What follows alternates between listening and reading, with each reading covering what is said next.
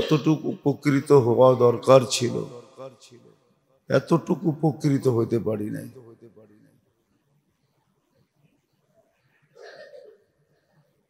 যেমন রমজান জীবনে উপকৃত হওয়ার জন্যই ছিল, যে একটা মুসলমান রমজান পাওয়ার পরে পুরা রমজান অতিবাহিত হওয়ার পরে বা অতিবাহিত করার সুযোগ পাওয়ার পরে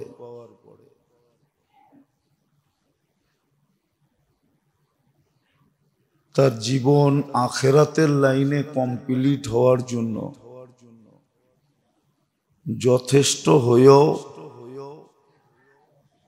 আরো অনেক বেশি ছিল, কিন্তু ওরকম ভাবে না বুঝে আসছে না উদযাপন হয়েছে। রমজান ওইভাবে উদযাপিত হয় নাই। আমি সমষ্টিগত বলতেছি না, প্রত্যেকের জীবনের দিকে তাকায় যদি দেখি যে আমি করছি কিনা, অমুকে করছে কিনা, তমুকে করছে কিনা,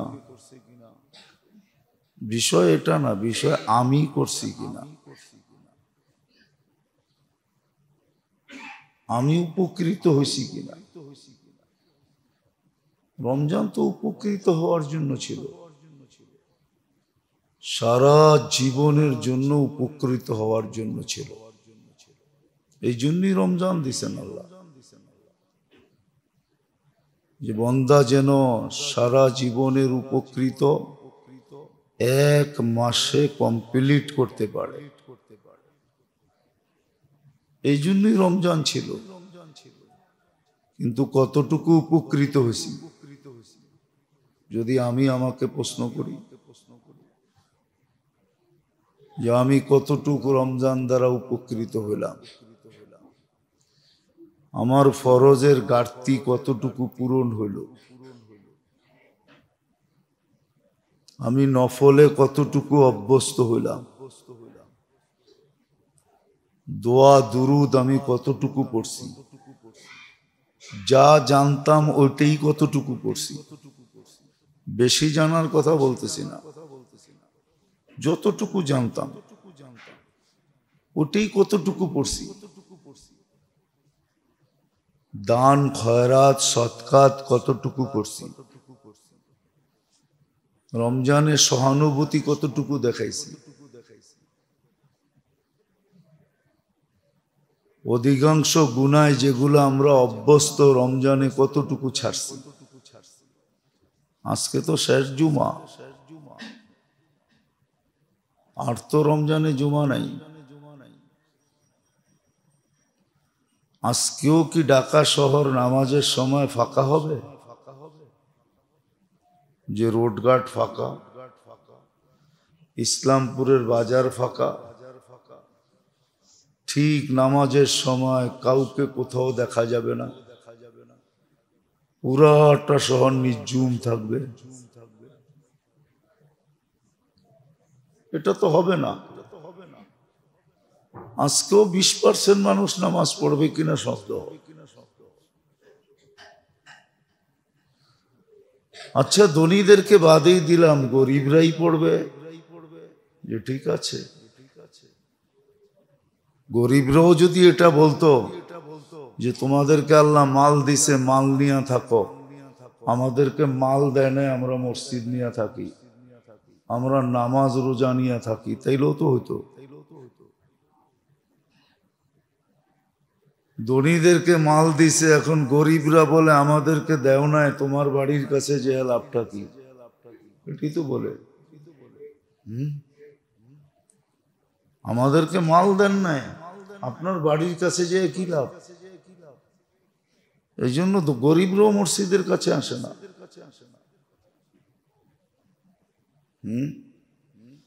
এটার নাম অভিমান নাকি?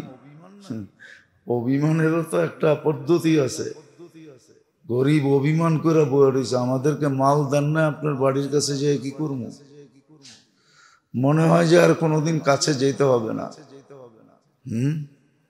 কি কোনোদিন আর কাছে যাইতে হবে না,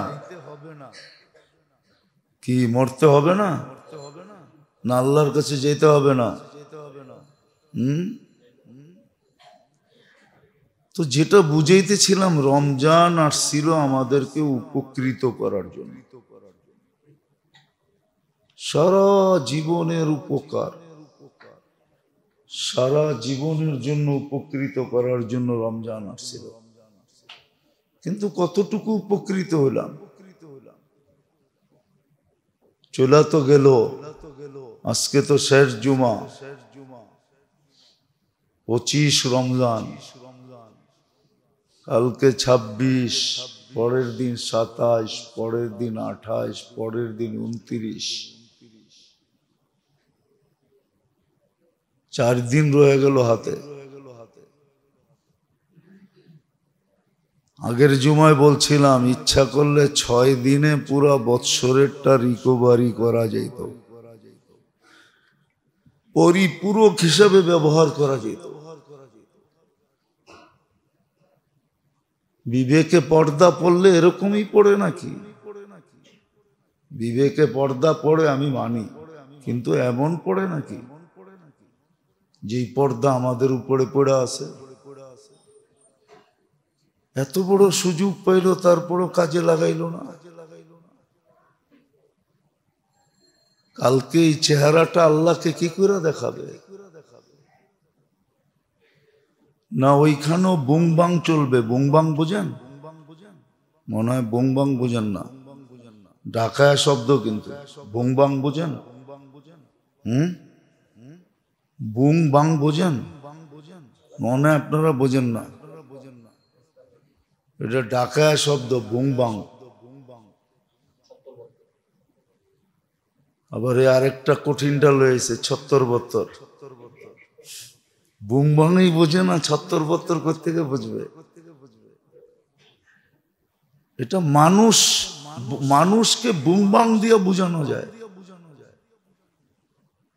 পোশাক দিয়া বোঝানো যায়, আশাক দিয়া বোঝানো যায়, এটা কয়া বোঝানো যায়, ওইটা কয়া বোঝানো যায়। মানুষের লোকে ছল চাতুরি চলে, আল্লাহর লোকে চলে না। এটা বানাইছি তো আল্লাহ। আর একজনে বানাইতো তাইলে বসতাম যে আল্লাহর মনে হয় এটা নারী নক্ষত্র জানা নাই, তো বানাইছি আল্লাহ। এটা সব মোর আল্লাহর চিনা আছে, সব নারী নক্ষত্র আল্লাহর জানা আছে, শুধু বানান তো নাই, চালানো তো আল্লাহ। এটা কে চালায়? না আপনারটা আপনি চালান। বুংবাং দিয়া মানুষকে বুঝানো যায়, 9-6 দিয়া মানুষকে বুঝানো যায়, ছল চাতুরি দিয়া মানুষকে বুঝানো যায়, বাপভঙ্গি লয়া মানুষকে বুঝানো যায়, আল্লাহকে বুঝানো যায় না। আপনি আল্লাহকে কি দিয়ে বুঝাবেন? ভাবেন বুঝায় ফেলবেন যে আমি অমুক অঞ্চলের মানুষ, অনেক চালাক, চালাকি দিয়ে আল্লাহকে বুঝাইয়া দিব।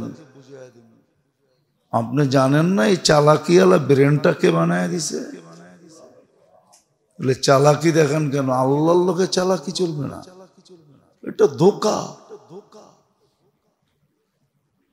কিছু মানুষ ভাবে যে সারা সপ্তাহে মসজিদের কাছে আসে না, জুমার দিন একবারে সাইজা গাইজা পারফিউম সারফিউম লাগায়া প্যারাডো গাড়ি নিয়া তারপরে মসজিদের দিকে আইসা ভাব লয়া ঢুকতে থাকে, মনে হয় যে একবারে আল্লাহরে বুঝায় ফেলছে যে একবারে সব ঠিক, আজকে আপনাকে নামায়া ছেড়া দিব বা চাঙ্গে উঠায়া ছেড়া দিব। চাঙ্গে বোঝেন? কি চাঙ্গে বোঝেন? আল্লাহর একবারে উপরে উঠায় ছেড়া দিব। এই বুংবাং সমাজে চলে।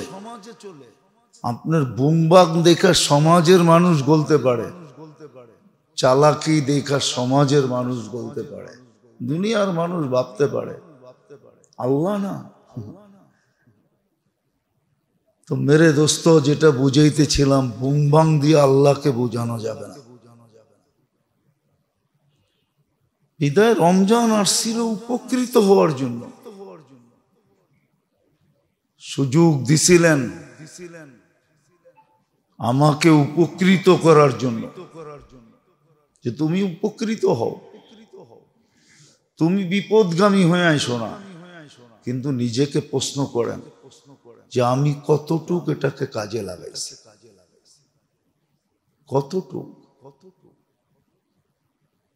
কতটুক কাজে লাগাইছি আমি এটাকে। এই রমজানে আমি কতটুকু গুনাহ ছাড়ছিলাম, কতটুকু তসবিহ তাহলিল পড়ছি, কতটুকু আমি নামাজে নিবেদিত ছিলাম, কতটুকু আমি নামাজে নিবেদিত ছিলাম, কতটুকু আমি জিকির আসকারে নিবেদিত ছিলাম, কতটুকু আমি আল্লাহ আল্লাহ করছি। 5 রাত্রের ভিতর থেকে তো 3 রাত্র চলে গেছে, 21 চলে গেছে, 23 চলে গেছে, 25 চলে গেছে, কালকে আসবে 27, আর 2 রাত্র আছে। বলবেন 27-এ হোক আর না হোক, যাইতা হইলেও হওয়াম, এটাই তো বাংলাদেশের রীতি, তো এটাই যে 27-এ সবে কদর হোক আর না হোক, যাইতা হইলেও হওয়াম। কি এটা কি মুরগির ডিম যে যাইতা হয়ে পাড়াইবেন? বাংলা না প্রবাদ বাক্য আছে, মুরগিরে যাইতা ডিম পাড়ায়। এটা কি মুরগির ডিম নাকি যে আপনি যাইতা পাড়াইবেন? তো 3 রাত্র তো চলে গেল।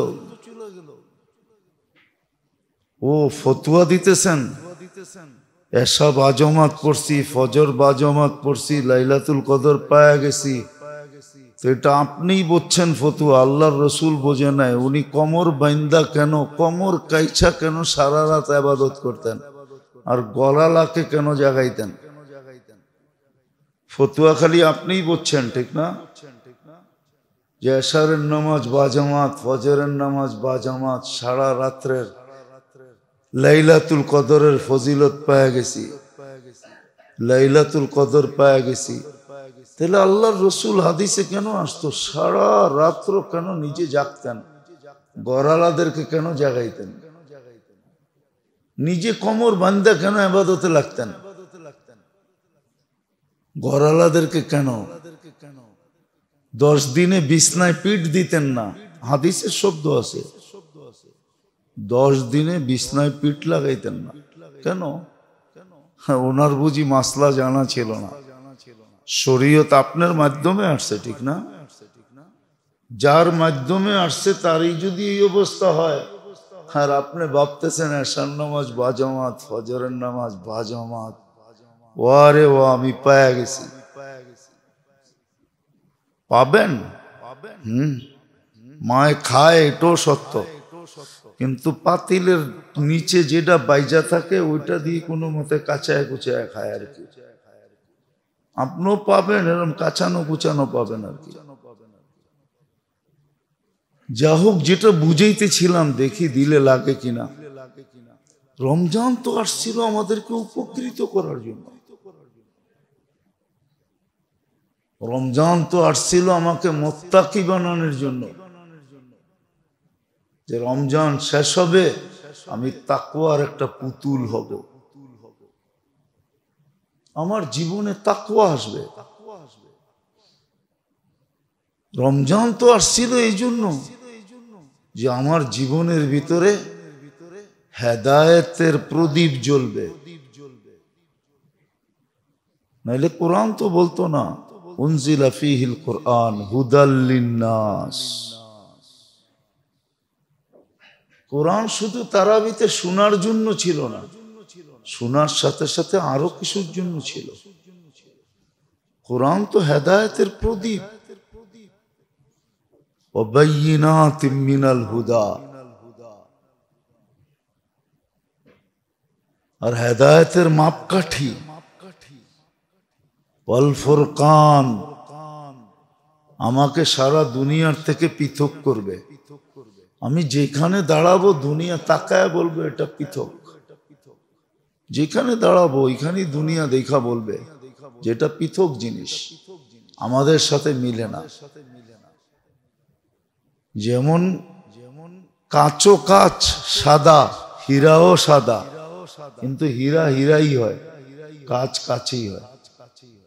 হীরার আলোই বুঝায় এটা হীরা, কাচের আলোই বুঝায় এটা কাঁচ।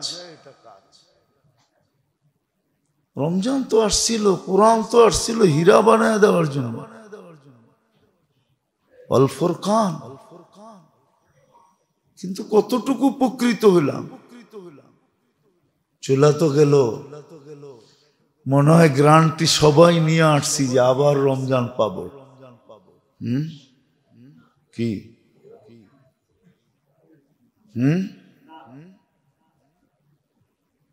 বা আল্লাহকে বুঝিয়ে দিছি আমরা ওই দেশের মানুষ। কি নইলে এরকম অবস্থা কেন হইতো? কেন হইতো? পুরা উল্টা। উল্টা তো এটা ছিল, এটা হইতো মানতাম যদি মনকে মেনা নিতাম। যদি এটা হইতো যে প্রথম দিক দিয়া মুসল্লি টোকাই পাই নাই, দিন যাইতে ছিল মুসল্লি বাড়তে ছিল, শেষ দশকে আইসা মসজিদে জায়গা দিতে পারি নাই, তাইলে মনকে বুঝাইতে পারতাম যে গুছায়া আস্তে আস্তে দেরি হয়েছে। কি গুছায়া আস্তে আস্তে, এটা মনকে বুঝাইতে পারতাম। আল্লাহ মাইনা নিত যে প্রথম দিক দিয়ে মুসল্লি কম ছিল, গুছাইতে ব্রেক দিতে দিতে সময় লেগে গেছে, গুছাইতে গুছাইতে সময় লেগে গেছে। প্রথম 10-এ কম ছিল, পরের 10-এ আরো বেড়ে গেছে, শেষ দেশে আইসা জাগাই দিতে পারতেছি না। তাইলে মনকে বুঝানো যেত। প্রথম 2-3 দিন জায়গা দিতে পারি নাই, ইমাম সাহেবের জায়গা পর্যন্ত ছিল না। তারপরে খালি হইতে হইতে শেষ দশকে এখন মুসল্লি টোকায় পাওয়া যায় না, টোকায় পাওয়া যায় না মুসল্লি। অথচ যেই সময় উচিত ছিল থাকা, সবচেয়ে বেশি বীর থাকা উচিত ছিল যেই সময়, শেষ দশকে সবচেয়ে বেশি মসজিদে বীর থাকা উচিত ছিল। উপছে পড়া বীর যাকে বলে, একজনও বাহিরে থাকতে চায় না, কেন নাজাতের পর্ব। আবার পাই না না পাই, যেইখানে উপছে পড়া বীর ছিল ওইখানে আমরা আল্লাহর কাছে চাই তো কোন মুখ নিয়ে চাই? আমরা যে আল্লাহর কাছে চাই, কি নিয়ে চান আপনি? কি চেহারা নিয়ে চান? কি কর্ম নিয়ে চান? বাঁচায় যে রাখছে শুকরিয়া আদায় করি, বাঁচায় যে রাখছে শুকরিয়া আদায় করি, চলমান যে রাখছে শুকরিয়া আদায় করি। চলমান বোঝেন? আপনি যে চলতে পারেন, এখনো আপনার ভিতরে সুস্থতা আছে, শুকরিয়া আদায় করেন। আপনি বিছনায় পড়া নাই, নিজের বিবেককে প্রশ্ন করেন যে আমি যতটুকু আল্লাহর বিরোধিতা করি, এতটুকু বিরোধিতা যদি আমার করতো কেউ, আর পরিপূর্ণ কন্ট্রোল যদি ওর আমার হাতে থাকতো, তাহলে আমি ওর সাথে কি ব্যবহার করতাম? একবার নিজের বিবেককে প্রশ্ন করেন না যে আমি যতটুকু আল্লাহর বিরোধিতা করি, আল্লাহর খাইয়া আল্লাহর পয়ডা, খানকার কাটটা খাই, পড়ি কাটটা, ব্যবহার করি কাটটা, সব তো আল্লাহর। আপনার কোনটা বলেন? আপনার কোনটা? কোনটা আপনার? আপনার কোনটা? যদি আপনারই হইতো তাহলে মরতে দেরি, মালিকানা হস্তান্তর হইতে দেরি হয় না কেন? মালিকানা তো চেঞ্জ হয়ে যায়। কোনটা আপনার বলেন?